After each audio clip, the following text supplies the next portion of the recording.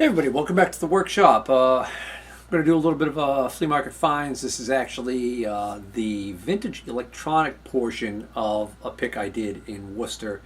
And this is a lot of old electronic test equipment. And there was actually quite a bit of it there.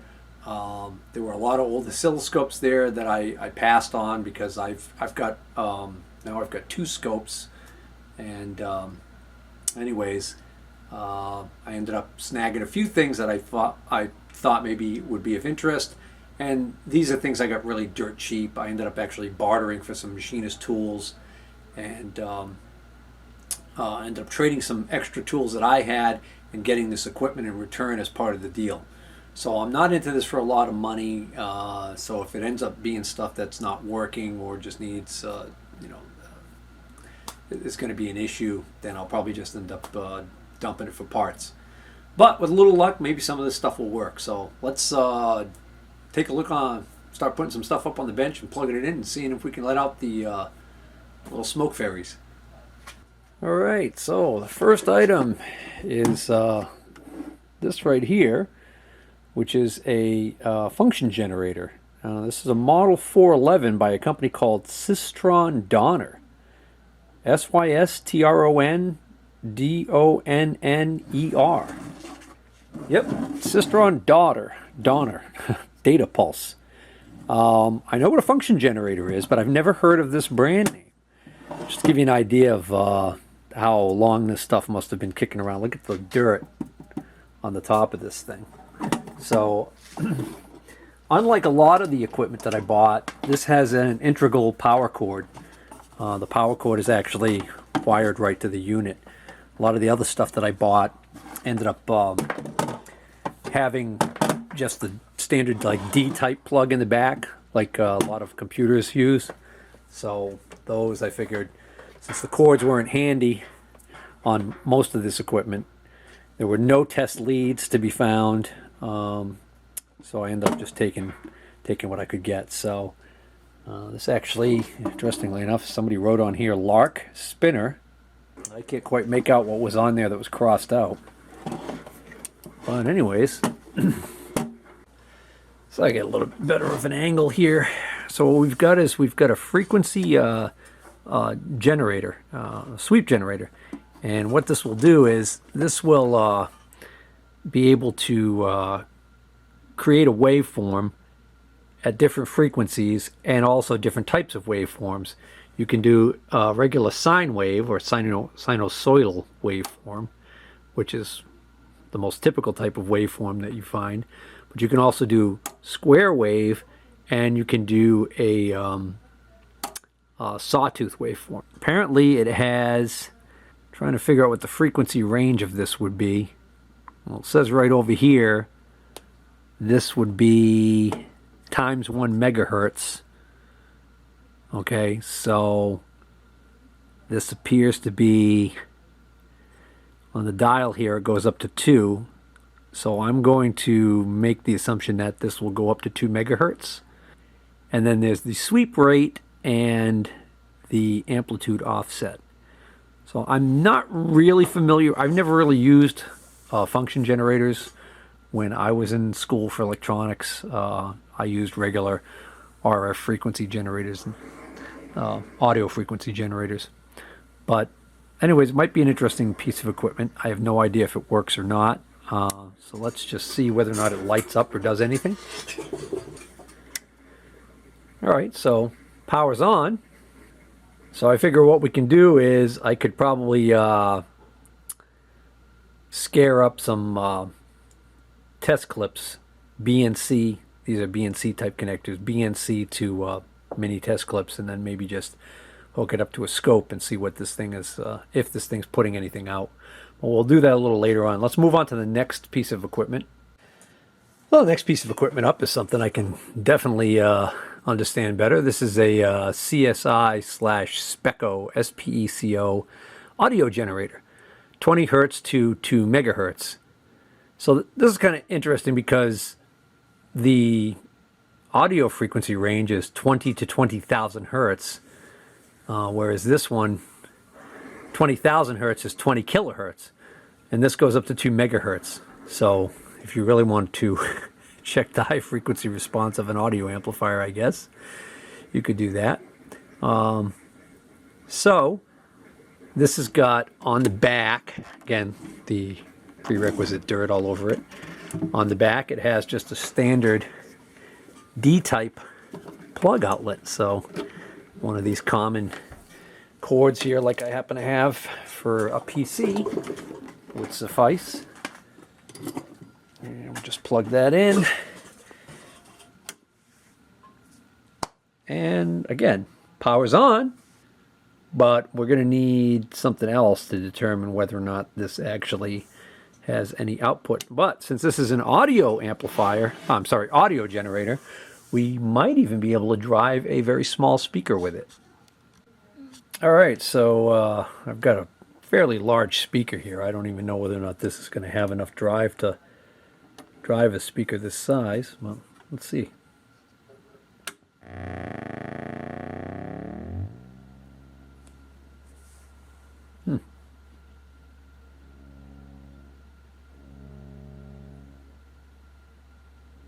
This is the output here.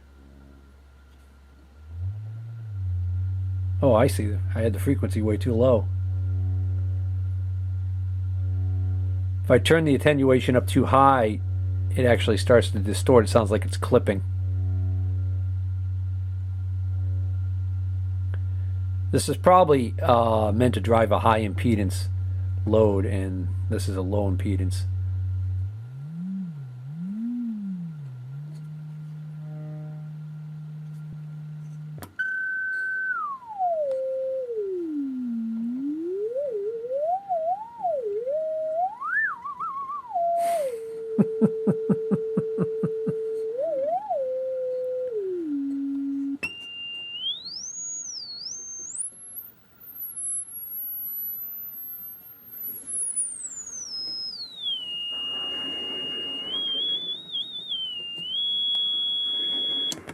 And of course, these other ranges are so high that they're beyond my capability of hearing them.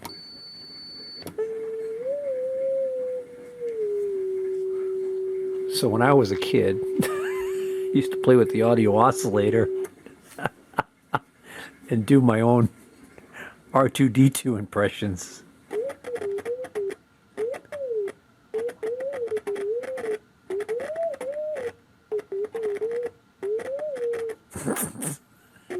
Okay. So that seems to work perfectly fine. Boy, I just tried to do an eBay search for this generator and couldn't find any that have sold and any listed. So I guess it just wasn't that popular of a manufacturer, maybe. I don't know. I mean, it seems like a decent construction, an all metal case. You know, it's interesting too. It's got a feature here. It's got a sync. So I guess you can sync the audio output. Not sure exactly why you would want to do that. It also has the ability to generate a square wave, apparently. So it's an interesting little audio generator. It'd be just a nice little thing to have on the test bench if I want to input a clean audio signal into an amplifier and look at it on the scope. Next up is an item I spotted in a cabinet that was loaded with bench DVMs, digital voltmeters. And, you know, now a lot of people rely on, of course, these handheld multimeters.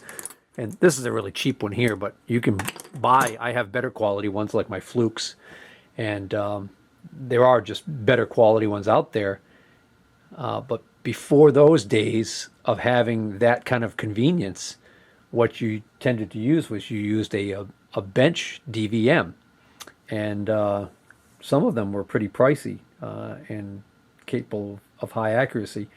And years ago, I had one, I think it was a Fluke, I can't remember the model number. I think it was like an 8800 series or something like that. So when I first saw this item, I thought it was a Fluke DVM.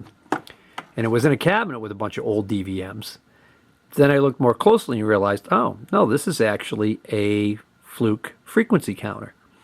Apparently it is capable of, this is a 1900A multi-counter. And it looks like it's capable of up to 80 megahertz. From 5 hertz all the way up to 80 megahertz. So that's quite the range. And I went through the whole cabinet and I spotted another one. So I got both of them. This one has got some damage on it here. But I figured, hey, take a chance. If one of these works, maybe it might be a situation where we maybe make one good working one out of two old ones or whatever. So took a chance on these. So let's just see if anything happens with these. This one, case is smashed on the back and the PC board is exposed, but I do not see any cracks in that exposed PC board, which is good. So let's just see what happens. Again, this uses the D-type plug. Power's on. So this is kilohertz versus megahertz. Let's see, is there a... All right, so now that's megahertz.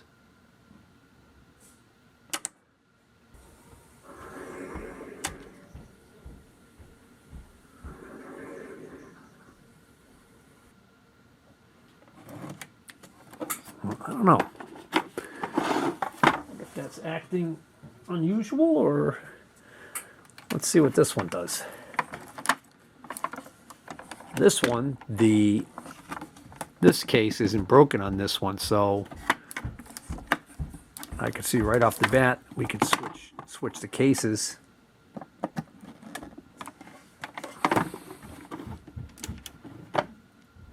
Well, this one also powers up. So let's see if we put this on frequency. So this one appears to be acting differently. So I'm going to venture to guess that maybe, just maybe, one of the two of these has an issue. Well, let's move on to the next piece of equipment. This is a little bit of a mystery to me. This is a Hewlett Packard model 204B oscillator. So this is just an audio oscillator. Looks like it's capable of up to 50 times 10K, so 50,000. So it's within the audio range and then some. That's not what the mystery is to me. The mystery is how you actually power this thing up. I'll get to that in a moment. I don't know why, but there's this piece of tag with green was taped to this. Now, this thing looked cool to me because I remembered from back in my days of being at the Voctech High School in the electronics shop, a company had donated to us a bunch of old Hewlett Packard vacuum tube audio generators, oscillators, audio oscillators. So they looked, on the front, they looked a lot like this, the layout, but they were big because they were big, heavy things because they had a big power transformer in them and they were full of vacuum tubes. And the thing about them was they worked great. So, a testament to that old quality. So this is like a solid state version of one of those. But unlike all of the other stuff that I've gotten so far that had a clear place to hook the power up to, there is nothing showing on the back here. We get a hole. Looked like maybe maybe this is like that transistor tester that I bought, and there's a hidden compartment here. It opens up to okay. There's a piece of tape, prehistoric tape, holding this.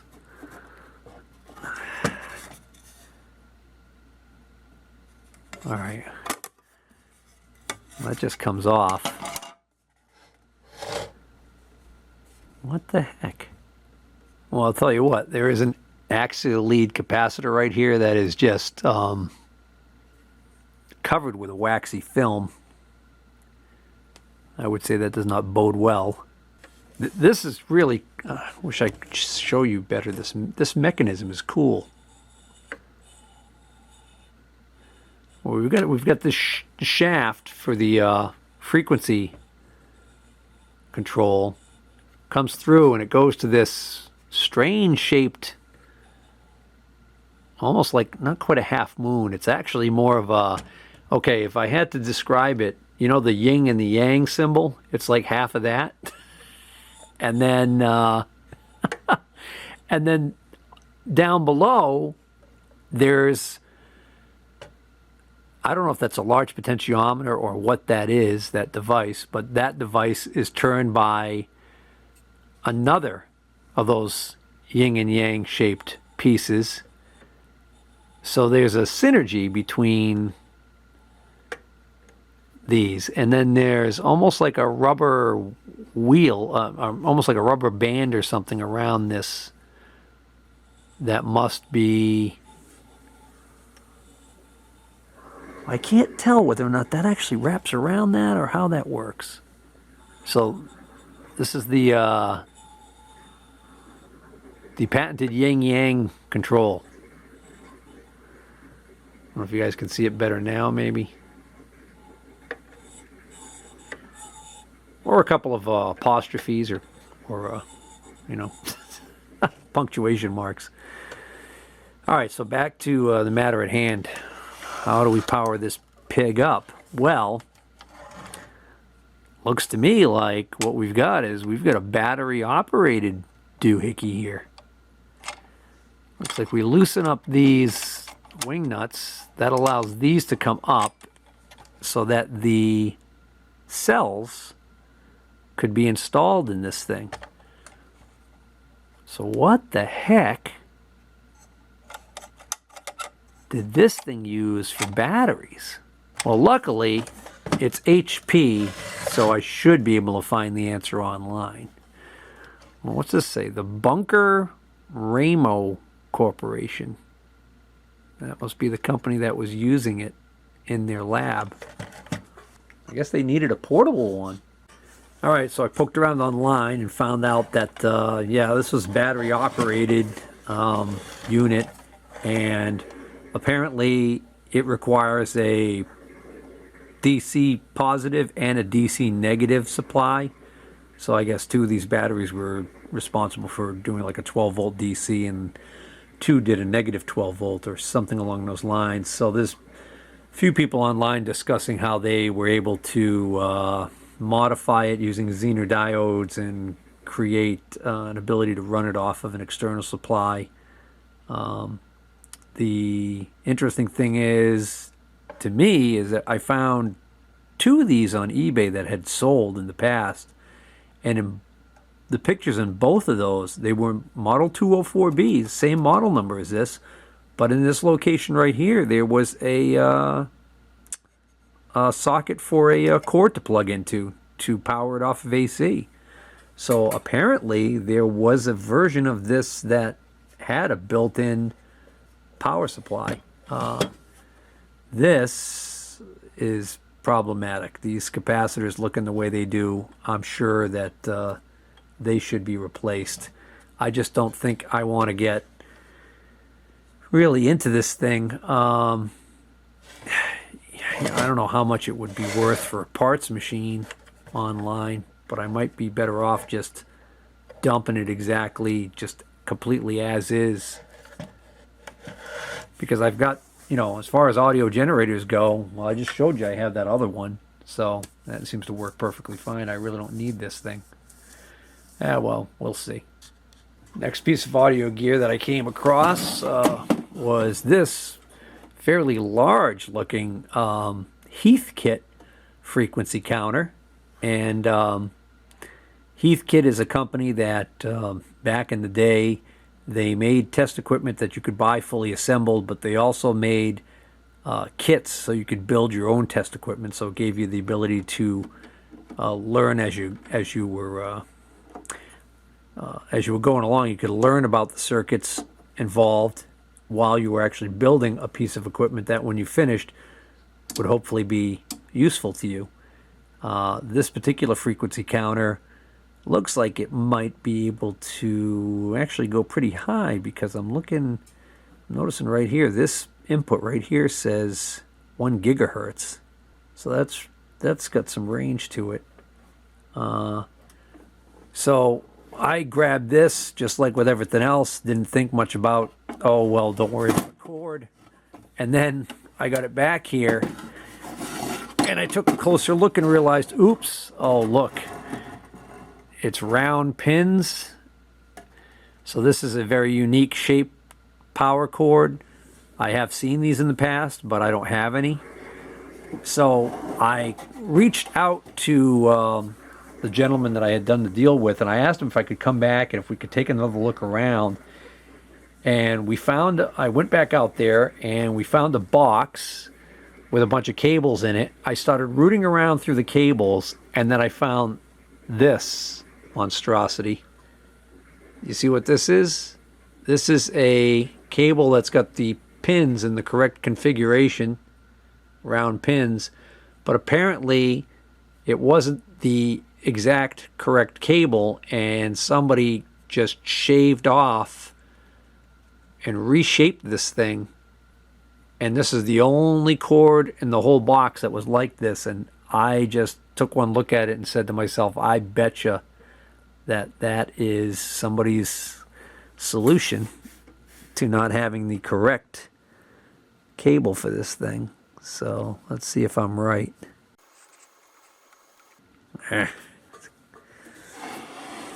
It's so close. Well, I even tried sanding this down even further, and there's no way that I can get this to go on there. It actually appears that maybe the diameter of these pins is too large for the holes that are in there.